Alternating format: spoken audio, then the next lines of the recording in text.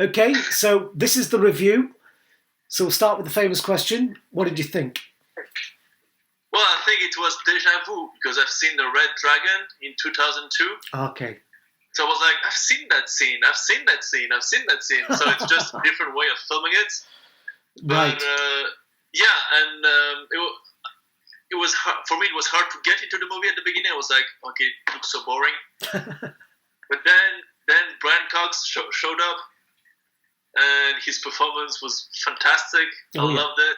Oh yeah. I was like, I want more of that. I want more of Brian Cox. I know. I know. I was like, come on, why do you have this baddie, but he's not, as you said, as bad as Brian Cox? And I was like, okay, but it was interesting to see because I've seen The Silence of the Lambs, Red Dragon, and Hannibal, and it was good to see that movie, which actually led to the history of Hannibal Lecter. Yeah. And to Red Dragon, the remake. So it was nice to see a different.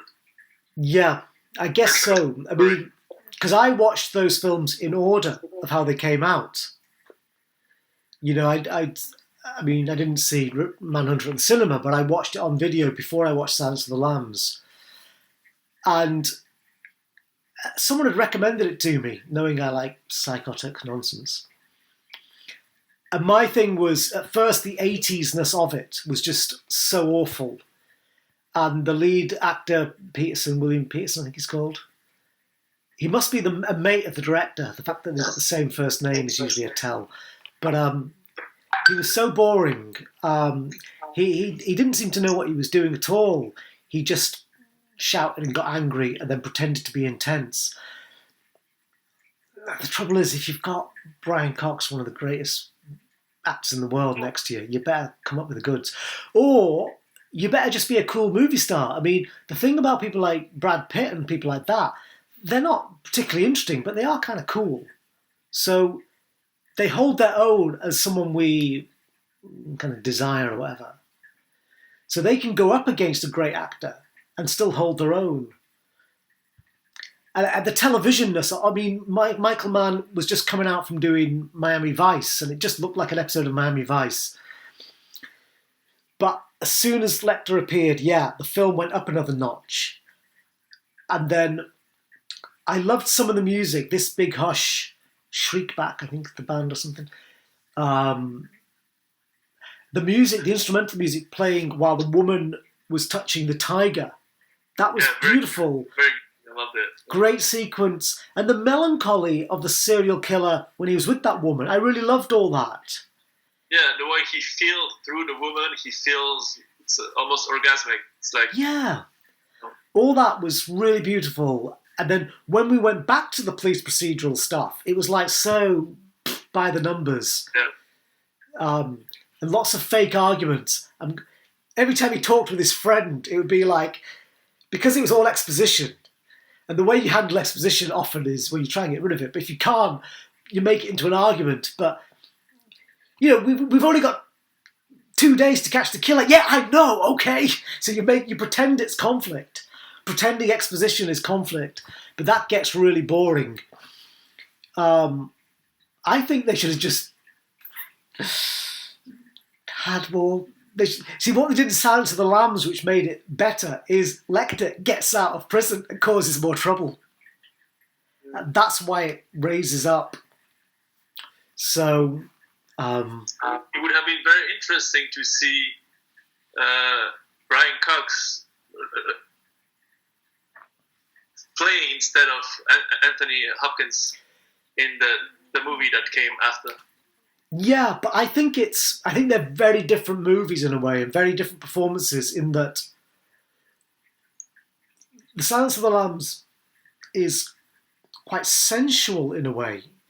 The lead character is a woman, and it's about her vulnerability in this man's world kind of thing. Whereas Cox was cold, like the blue lighting that Michael Mann used. His family home was always blue for some reason. Yeah. That's based on cheesy 80s posters, but it's actually...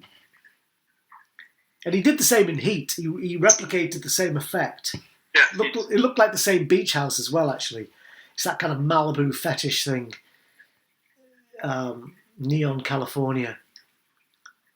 But I think Hopkins' playful performance was right for that film. And I think if Cox had done it in that, he's so cold. I mean, when you watch Cox, you feel you're watching a true horror movie. Whereas Hopkins, he's kind of he's got a wink, you know. I mean, Hopkins is a genius actor, but it's.